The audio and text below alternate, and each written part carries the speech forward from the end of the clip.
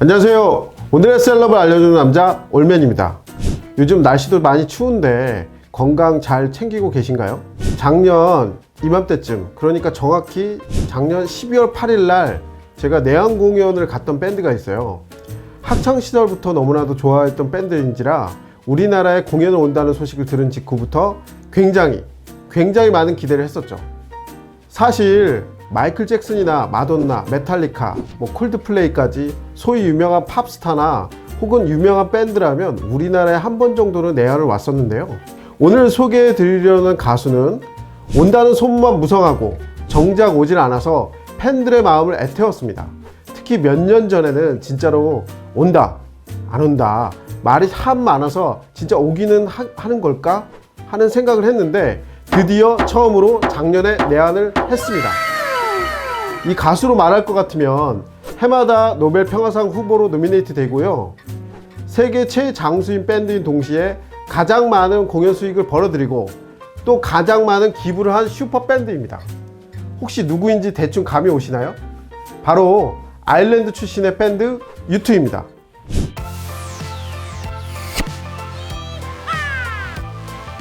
오늘은 U2의 내한 공연 1주년을 기념해 올맨의 팬심을 가득 담아 이 밴드에 대해 소개시켜 드리려고 합니다. 10대, 20대 젊은 분들은 U2가 누군지 모르실 거라고 생각돼요. 하지만 30대 이상, 특히 락밴드를 음악을 좋아하는 분들이라면 U2를 모르는 분이 없을 것 같은데요. U2는 1980년 데뷔 앨범을 발표한 후에 40년 동안 지금도 꾸준히 활동을 이어나가고 있는 전 세계 최장수 밴드 중에 하나입니다. 1976년 아일랜드 더블린이라는 지역에서 결성된 U2는 같은 고등학교에 다니는 친구들끼리 모여 만든 밴드인데요. 보컬 보노를 중심으로 기타리스트 D.A.G, 드러머 메리 멀렌 주니어, 베이시스트 아담 클레이튼까지 멤버 4명으로 이루어져 있습니다. 첫 술에 배부를 수 없다는 말처럼 데뷔 초기만 해도 U2는 별다른 주목을 받지 못했고 흥행에도 실패했는데요. U2의 1, 2집 속 노래들은 당시 유행하던 락의 느낌과 아일랜드 특유의 서정적인 멜로디, 그리고 반항기 가득한 가사들이 섞여 있었습니다. 아무래도 나이가 어리다 보니 연륜이 느껴지기보단 악동 보이밴드의 느낌이 강했죠. 하지만 1983년 낸 3집 앨범 워가 영국 차트 1위에 오른 이후 서서히 주목받기 시작했습니다. 특히 워라는 앨범은 높은 판매고를 올리기도 했지만 여러 명곡 덕분에 대중들과 평론가들 사이에 좋은 평가를 얻게 됩니다. 이 앨범에서 가장 많이 알려진 노래는 타이틀곡 썬데이 블러디 썬데이라는 곡인데요. 가사가 굉장히 인상 깊습니다. 아이들 발밑에 뒹구는 깨진 병들, 막다른 골목에 쓰러진 시체들, 전쟁이 시작되었습니다. 수많은 사람들이 죽었지만 승자는 누구일까? 끔찍한 상상을 불러일으키는 이 가사는 실제 사건을 배경으로 쓴 가사인데요. 1972년 1월 북아일랜드 델리에서 평화적인 시위를 하던 아일랜드인들의 영국군에 의해 희생당하는 일이 벌어집니다. 바로 피해 일요일 사건인데요. U2 역시 아일랜드 출신의 그룹이었기 때문에 자국에서 일어난 안타까운 사건을 기억하고 희생자들을 추모하고자 이런 노래를 부르게 된 것이죠. 다른 밴드나 가수들이 사랑과 우정, 인생을 노래한 것과 달리 U2는 앞서 소개해드린 노래처럼 평화와 반전 메시지를 담은 곡을 통해 많은 이들에게 공감을 사고 이는 대중들의 인기로도 이어질 수가 있었습니다. U2는 이후 브라이언 이노라는 프로듀서를 만나 4집 앨범 작업을 하게 되는데요. 이 프로듀서로 말할 것 같으면 뮤지션이지만 굉장히 혁신적이고 또한 기술과 공학을 음악에 입히는데 재능이 있었습니다. 4집 앨범을 녹음할 당시 기타를 맡고 있는 엣지에게 칠판의 수학 공식을 써가며 특유의 기타 딜레이 톤을 만들어줬다고 하는데요.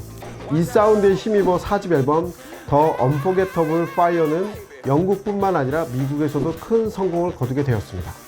이 4집 앨범에도 U2의 평화주의적인 음악 스타일이 돋보이는 곡이 있으니 바로 프라이드라는 노래입니다. 경쾌하면서도 시원시원한 분위기가 특징인 이 곡은 흑인 민권 운동의 창시자이자 위대한 박애주의자 마틴 루터 킹을 추모하기 위해 발표되었는데요. 2006년 오바마가 흑인 최초로 미국 대통령이 된 날 U2는 백악관에 초대되어 이 노래를 부르기도 했죠. 이처럼 반전을 담은 메시지는 물론 인종차별 등 우리 사회가 직면하고 있는 다양한 문제들에 대해 노래한 U2. 특히 U2 4집 앨범에 수록된 모든 곡의 가사는 보컬인 보노가, 모든 곡의 멜로디는 U2 멤버들에 의해 작곡되었는데요. 이 네 번째 앨범을 통해 음악적 역량을 업그레이드 시킨 U2는 1987년 U2의 최고의 명반이자 1980년대를 상징하는 앨범 조슈아 트리를 발표하게 됩니다. 이 5집 앨범을 기점으로 U2는 영국에서 전 세계적인 슈퍼스타로 발돋움하게 되었는데요. 20여 국의 차트에서 1위를 차지했으며 영국 역사상 가장 빨리 팔린 음반이 되었습니다. 또한 U2에게 처음으로 그래미상을 안겨주기도 했습니다. U2의 5집 앨범에도 결코 빼놓을 수 없는 명곡이 있죠. 바로 With or Without You. 국내 음악 프로그램 비긴 어게인에서 윤도현 씨가 아일랜드에 갔을 때 이 곡을 불러서 좋은 호응을 얻었던 기억이 나는데요. 특히 전 이 곡을 작년 내한 공연 때 직접 들었던 기억이 나는데요. 내가 죽기 전에 U2가 직접 부르는 걸 볼 수 있을까? 늘 생각하고 꿈꿔왔는데 그게 현실로 이루어지니 정말 가슴이 벅차고 뿌듯하더라고요. 이거는 여담이지만 U2의 공연을 보고 팬클럽 회원들끼리 모여 디프를 했을 때 U2의 내한 공연을 성사시키는데 큰 역할을 한 분이 있다고 들었는데요. 다음 카페의 광팬 회원 중에 한 분이 PD분이신데 방송국에 입사하시면서 U2의 공연을 성사시켰다고 하더군요. 그분이 아니었으면 U2가 직접 부르는 With or Without You를 직접 듣지 못했겠죠. 이 자리를 빌어서 U2의 공연을 성사시켜 주신 PD분들께 감사의 말씀을 드리고 싶습니다. 감사합니다, PD님. 제가 개인적인 이야기를 좀 더 보태면요, U2 덕질을 하면서 조금 외로웠어요. 왜냐하면 우리나라는 유독 U2의 팬클럽 회원이 많지 않아서 제가 U2의 음악을 함께 즐기면서 이야기를 나눌 사람이 없었거든요. 아마 U2의 국내 팬클럽 회원들이나 카페장님도 저와 같은 생각을 하셨을 텐데요.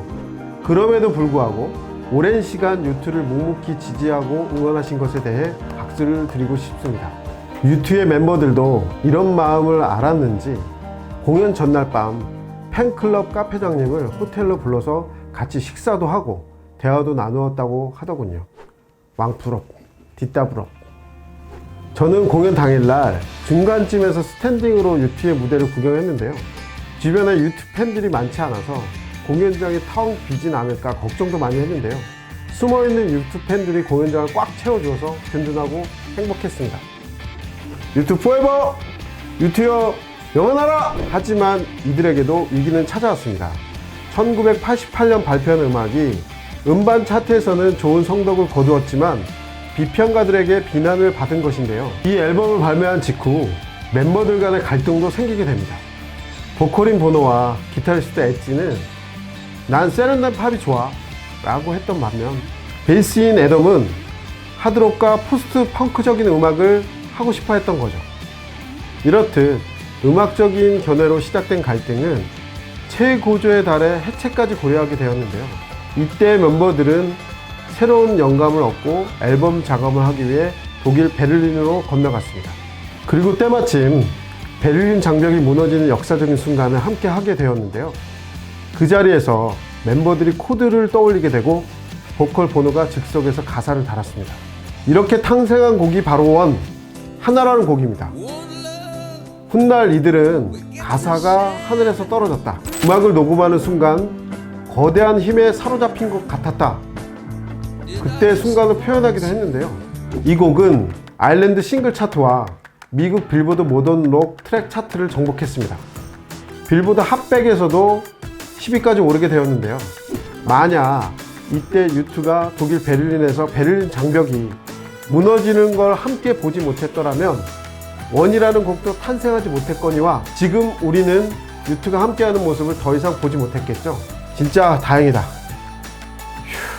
갈등을 해결한 U2는 1990년대 들어 새로운 스타일의 앨범 악퉁 베이비를 선보이게 됩니다.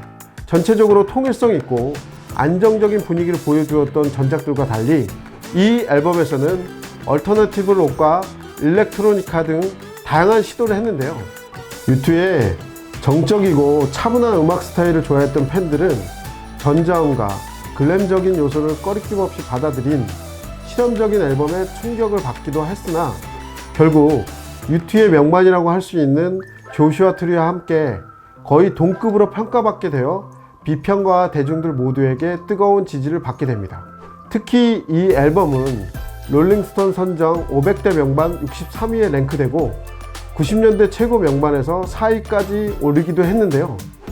90년대에는 이처럼 다소 실험적이면서도 파격적인 음악을 이어갔으나 2000년대에 들어오면서 다시 본래의 록 사운드 음악을 보여주기 시작합니다. 이때 발표한 앨범이 바로 All That You Can Leave Behind로 그래미상 주요 부문을 휩쓸었고 22개국 앨범 차트에서 1위를 오르는 대성공을 거두게 되죠. U2는 2000년대 이후로도 꾸준히 앨범을 발표하며 팬들 앞에 모습을 드러내고 있는데요. U2가 최고의 밴드가 될 수 있던 비결은 작품성 있는 노래도 있었지만 공연이 엄청난 공을 세웠다고 말할 수 있습니다. U2 공연을 개최할 때마다 굉장히 혁신적인 모습을 보여주었는데요. 공연 시 대형 LCD 스크린을 설치하는가 하면 360도 회전하는 초대형 원형 무대로 전 좌석에서 고르게 공연을 관람할 수 있게 했습니다. 지난해 우리나라에 내한했을 때도 굉장한 스케일의 무대를 보여주었는데요. 투어 역사상 최대 규모의 LED 비디오 스크린으로 이 스크린에 사용되는 케이블 길이만 약 6.5km에 달한다고 합니다.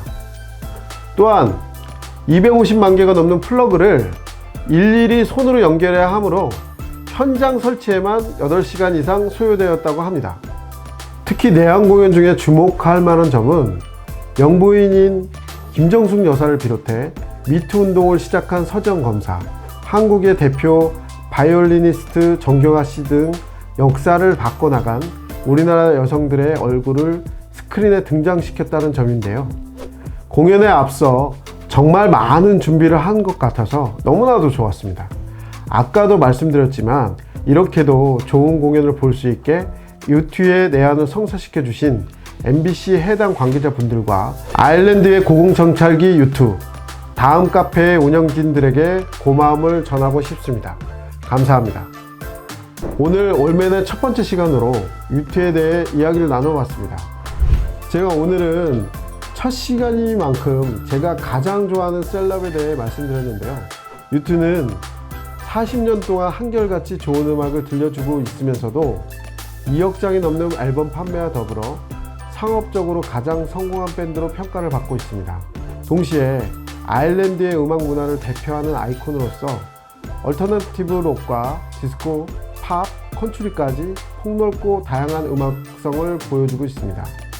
단순히 음악으로만 즐기는 것이 아닌 독일 통일, 인종차별 등과 같은 사회 고발적인 가사로 많은 이들의 공감을 불러일으키고 있습니다. 어디 그뿐인가요? U2는 적극적인 기부와 사회활동으로 해마다 노벨 평화상 후보에 거론되는 전 세계 유일무이한 밴드이기도 한데요. 팬들에게 받은 사랑을 다시 대중에게 돌려주는 U2. 지난 40년 동안 그래왔던 것처럼 앞으로도 승승장구하시길 바랍니다. 락앤롤! 올맨이 들려주는 오늘의 셀럽 이야기. 오늘은 여기까지고요. 다음 시간에 더 알차고 재밌는 셀럽 이야기로 찾아올게요. 감사합니다.